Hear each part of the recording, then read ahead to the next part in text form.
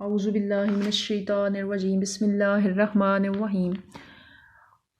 Viewers अस्सलाम वालेकुम।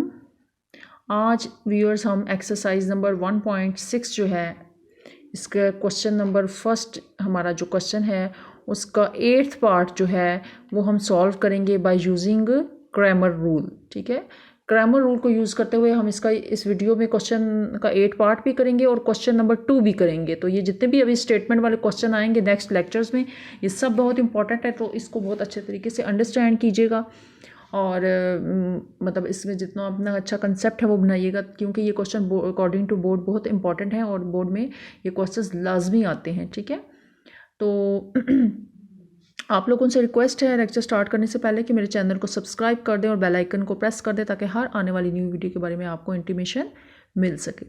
तो आइए व्यूअर्स हम अपना लेक्चर स्टार्ट करते हैं। क्वेश्चन नंबर 1 जो है या फर्स्ट क्वेश्चन जो है उसका 8th पार्ट है 3x minus 4y is equal to 4, x plus 2y is equal to 8। ये आपके पास क्वेश्चन है, इसमें 2 लीनियर क्वेश्चन हैं। ठीक है, इनको आपने सॉल्व करना है by using the Cramer rules. उसके लिए हम सबसे फर्स्ट स्टेप हमारा ये होता है कि हमने क्या करना है कि आप इसकी मैट्रिक्स फॉर्म बनाएं 3 1 माइनस 4 2। ठीक है, और वेरिएबल कौन कौन से हैं इसमें x y और ये क्या है जनाब 4 8। ठीक है, तो ये आपके पास मैट्रिक्स A हो गई, ये आपके पास x है और ये क्या है जी B है। तो अब आप देखिएगा कि उसके बाद हमारा नेक्स्ट टारगेट क्या होता है कि असल में तो हमने ये मैं यहीं से आपको ये बता रही हूँ ये चीज़ ही फाइंड करनी है। हर क्वेश्चन में हम यही फाइंड करें x और y।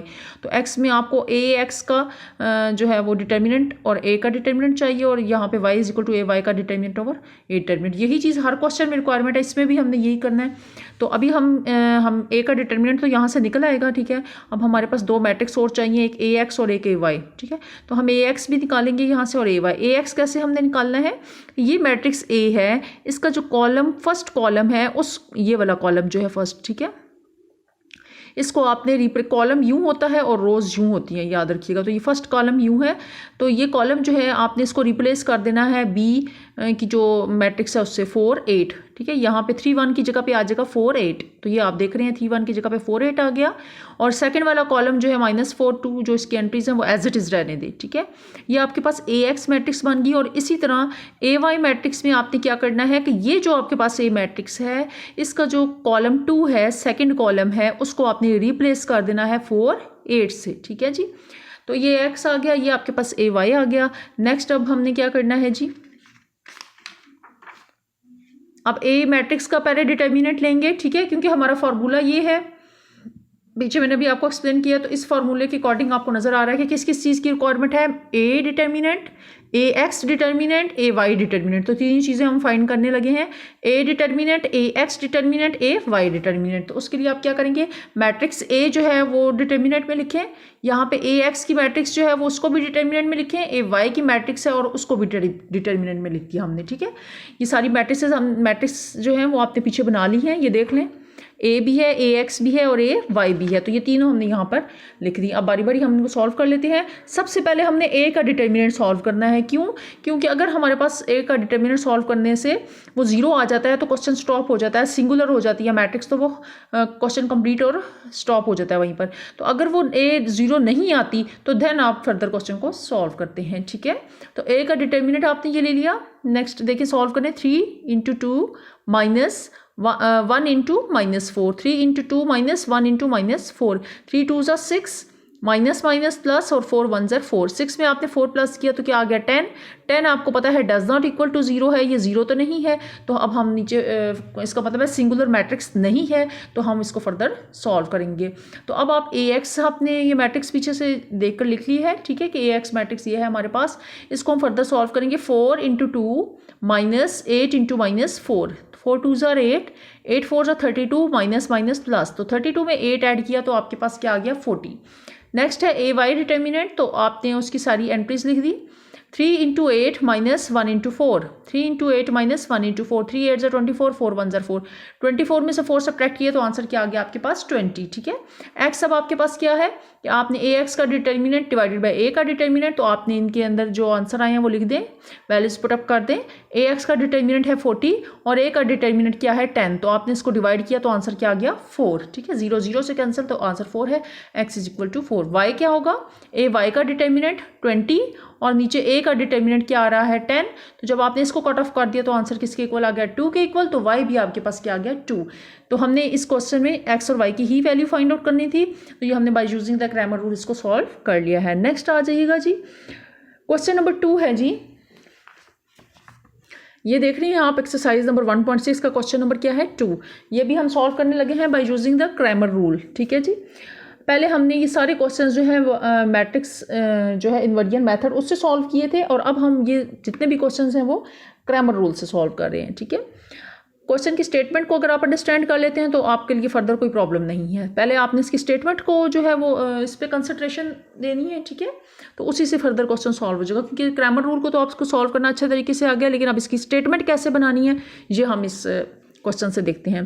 कहता है the length of a rectangle is 4 times it's width. कहता है कि लेंथ जो है एक रेक्टेंगल की वो क्या है 4 टाइम इट्स विड्थ है। ठीक है, यानी कि लेंथ उसकी क्या है 4 टाइम्स विड्थ है। तो अब पहले एक रेक्टेंगल ले, रेक्टेंगल क्या होती है जिसकी 2 साइड्स जो हैं वो क्या होती हैं सेम होती हैं। देखिए ये इसकी 2 साइड्स सेम होती हैं, ये एक रेक्टेंगल हमने ले लिया। ठीक है, तो इस रेक्टेंगल की हमने लेंथ एक्स ले ली है, लेट कर ली है, और ये इसकी विड्थ है वो हमने वाई लेट कर ली है। ठीक है, तो वो क्या कह रहा है कि लेंथ ऑफ रेक्टेंगल यानी इसकी जो लेंथ है हमारे पास वो क्या है 4 टाइम्स इट्स विड्थ है। अभी हम इसको आगे बताती हूँ मैं कि कैसे करना है। सबसे पहले आपने क्या लेट किया हुआ है, the length of rectangle is equal to X. हमने इसकी लेंथ क्या ले ली X, and width of rectangle, width क्या है इसकी वाई। अब according to the given condition, given condition क्या है, ये जो क्वेश्चन में बात है वो अब मैं बताने लगी हूँ कि वो ये कह रहा है कि x जो है वो 4 टाइम्स y है। देखिए ये लिखा हुआ है x is equal to 4y, यानी कि जो इसकी लेंथ है वो 4 टाइम्स इसकी विड्थ है। तो लेंथ इसकी क्या है 4 टाइम्स इसकी विड्थ है। ठीक है, तो x is equal to 4y है।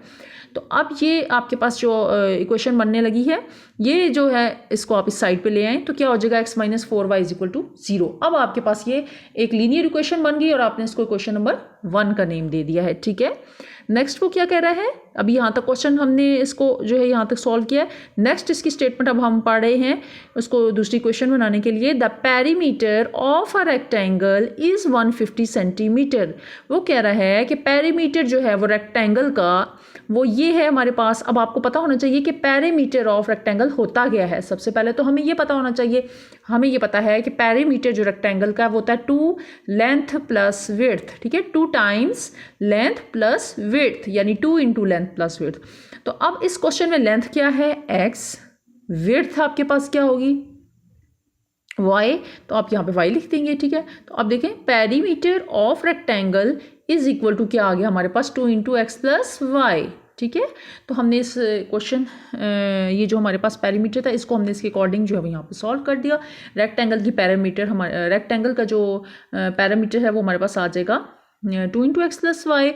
इसको और क्वेश्चन में ही वो क्या कह रहा है, यहाँ पे भी खत्म नहीं हुआ, ये अभी हमने सिर्फ पेरीमीटर ऑफ रेक्टेंगल लिखा है। क्वेश्चन में कहता है कि perimeter of rectangle is 150 centimetre, यानी वो जो पेरीमीटर है रेक्टेंगल वो किसके इक्वल बता रहा है, ये 150 सेंटीमीटर। ठीक है, तो ये हमें गिवन है ये चीज़। ठीक है, तो हमने इसको इसके इक्वल लिख दिया। अब ये हमारे पास क्वेश्चन जो है वो सेकंड बनने जा रही है। हम मजीद इसको सिंप्लीफाई कर लेते हैं ताकि हमारा फर्दर क्वेश्चन सॉल्व करना आसान हो जाए। तो 2 इस साइड पे, इस साइड पे आके क्या हो जाएगा डिवाइड। देखिए यहाँ मल्टीप्लाई हो रहा था इसके साथ, दूसरी साइड पे जाएगा तो ये डिवाइड हो जाएगा। तो 2 1 से 2। ठीक है, अब जब डिवाइड होगा तो 2 1 से 2 और 2 7 से 14 और यहाँ 1 आ जाएगा 2 5 से 10। तो इस तरह से x प्लस वाई हमारे पास क्या आ गया 75। इसको आपने क्वेश्चन नंबर 2 का नेम दे दिया है। ठीक है, तो अब हम फर्दर क्या करेंगे, ये क्वेश्चन 1 है, ये क्वेश्चन 2 है, इनसे अब हम क्रैमर रूल इन पे यूज़ करके फर्दर क्वेश्चन को सॉल्व करेंगे।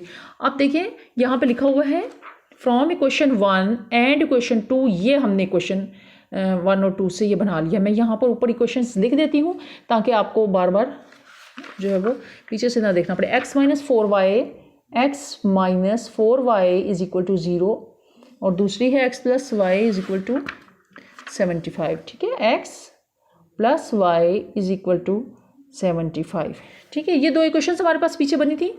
तो इन क्वेश्चंस को देखते हुए हमने मैट्रिक्स फॉर्म में इनको बनाना है 1 - 4 और 1 + 1, देखिए सॉरी 1 - 4 और यहाँ पे 1 और यहाँ पे भी 1, ये आ गया आपकी मैट्रिक्स फॉर्म।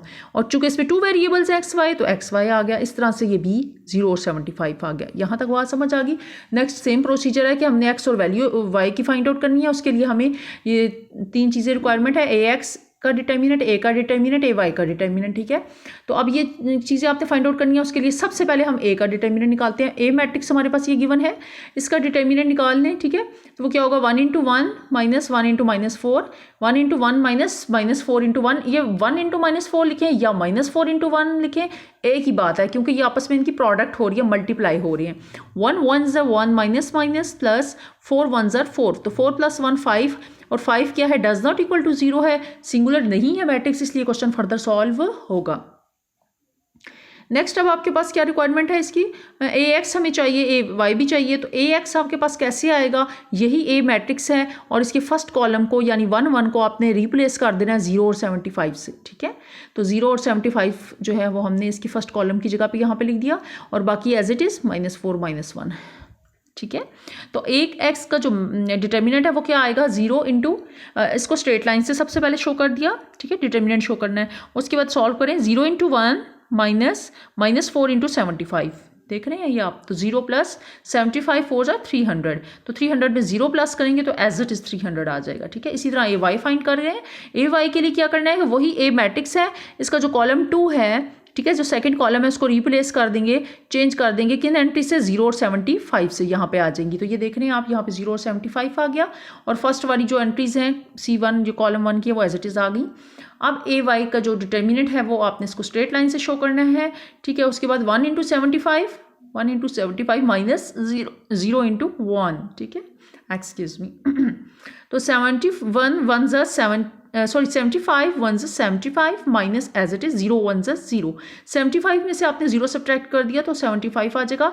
AY का डिटर्मिनेंट आपके पास क्या आ गया, 75। देखिए AX का डिटर्मिनेंट आ चुका है, AY का डिटर्मिनेंट आ चुका है, A का भी डिटर्मिनेंट आपके पास 5 मौजूद है। तो अब आपने सिर्फ सिंपल इसकी वैल्यूज पुट अप करनी है। X क्या है, AX का डिटर्मिनेंट ओवर A का डिटर्मिनेंट, तो इसमें वैल्यूज पुट अप करें, क्या आ जाएगी, 300 डिवाइडेड बाय 5, यानी कि 300 आया हुआ था AX का डिटर्मिनेंट, और A का डिटर्मिनेंट आपके पास 5 था, तो 300 को 5 पे डिवाइड किया तो 60 आ जाएगा, ठीक है। 5 1 = 5, 5 6 = 30 और 0 60 आ गया। इसी तरह AY का डिटर्मिनेंट क्या होगा कि 75 AY आया हुआ है आपके पास, डिवाइडेड बाय A का डिटर्मिनेंट आपके पास 5 है ये, तो वो आपने इसकी वैल्यूज पुट अप कर दी, ठीक है। ये किस में वैल्यूज पुट कर रहे हैं, इसके X और Y के अंदर, ठीक है। तो Y आपके पास AY का डिटर्मिनेंट ओवर A है, AY का डिटर्मिनेंट ओवर A का डिटर्मिनेंट है, ठीक है, ये लिखा हुआ है आपके पास, ठीक है। तो इसके अंदर आपने वैल्यूज पुट अप करी, 75 ओवर 5 आ जाएगा। 5 1 = 5 और 5 1 = 5 और 1 इधर 2 इधर आता है, और 5 5 = 25, ठीक है, ये 2 लिखा हुआ है। तो ये आ जाएगा आपके पास 15, तो Y की वैल्यू आ गई 15। X आपके पास 60 आ गया और Y आपके पास 15 आ गया। तो यही आपने सॉल्व करना था, ठीक है। ये क्वेश्चन बहुत इंपॉर्टेंट है, ठीक है। ये जो क्वेश्चन नंबर 2 है, 3 है, 4 है, 5 है, 6 है, जो अब हम फर्दर लेक्चर्स में जो है उनको डिस्कस करेंगे। आज हमने 2 वाला इसका ये वाला कंप्लीट कर लिया है, ठीक है। ये क्वेश्चन बहुत इंपॉर्टेंट है according to the board exams. ये अगेन मैं आपको इसलिए बता रही हूँ क्योंकि ये क्वेश्चन इंपॉर्टेंट हैं, इसको अच्छे तरीके से अंडरस्टैंड करें, इसकी प्रैक्टिस बहुत ज़्यादा करें। देखिए मैथ्स के अंदर यही इंपॉर्टेंट चीज़ है कि आपको इसमें बहुत ज़्यादा प्रैक्टिस की ज़रूरत है। आप 1 2 दफ़ा उसको गो थ्रू करते हैं, वो आपको समझ तो आ जाता है, कंसेप्ट भी आपका क्लियर हो जाता है, लेकिन चूंकि आप उसकी प्रैक्टिस नहीं करते तो उसमें फिर छोटी सी भी जो मिस्टेक होगी वो आपको क्या करेगी, आप उसमें उलझ जाएंगे और उसकी वजह से आपका सारा क्वेश्चन रॉन्ग हो जाएगा, ठीक है। मैथ्स में एक फॉर्मूला याद रखिएगा कि या तो बंदा हीरो होता है या बंदा जीरो हो जाता है, ठीक है। क्योंकि अगर आपका क्वेश्चन में छोटी सी भी मिस्टेक हुई है तो आपका सारा क्वेश्चन आगे से रॉन्ग हो जाएगा, तो इससे आपको बहुत टेंशन होगी और फिर आप उसमें जो है वो इंटरेस्ट पैदा नहीं होता। जब आप इतनी हार्ड वर्क की करें, सब कुछ उसका प्रिपेयर करें और छोटी सी मिस्टेक प्रैक्टिस ना करने की वजह से जो है वो मिस्टेक हो जाए और उससे आप का फिर जो है वो कॉन्फिडेंस जो है वो लूज़ हो जाता है। तो प्लीज़ जब आपको लेक्चर समझ आ जाए, उसके तमाम कंसेप्ट, तमाम स्टेप्स क्लियर हो जाए, तो उसको रिटनली जो है वो खुद करें, सॉल्व करें, ठीक है, और उसकी प्रैक्टिस बहुत ज़्यादा करें ताकि आपको जो है वो पेपर में, एग्जाम्स में जब क्वेश्चंस आप सॉल्व करने लगे तो उसमें कोई प्रॉब्लम ना हो, ठीक है। ये आज आपको मैंने एक इंपॉर्टेंट हिंट दी है, इंपॉर्टेंट बात बताई है, इसको ज़रूर फॉलो कीजिएगा। और अपनी कमेंट्स में जो है वो अपनी राय का इजहार ज़रूर कीजिएगा, ठीक है, ताकि मुझे जो है वो पता चल सके कि आप जो है लेक्चर जो है आपको समझ आ रहे हैं और आपकी क्या आउटपुट है, ठीक है। अगेन आपसे रिक्वेस्ट है मेरे चैनल को सब्सक्राइब कर दें और आज के लिए इतना ही है। थैंक्स, अल्लाह हाफिज़।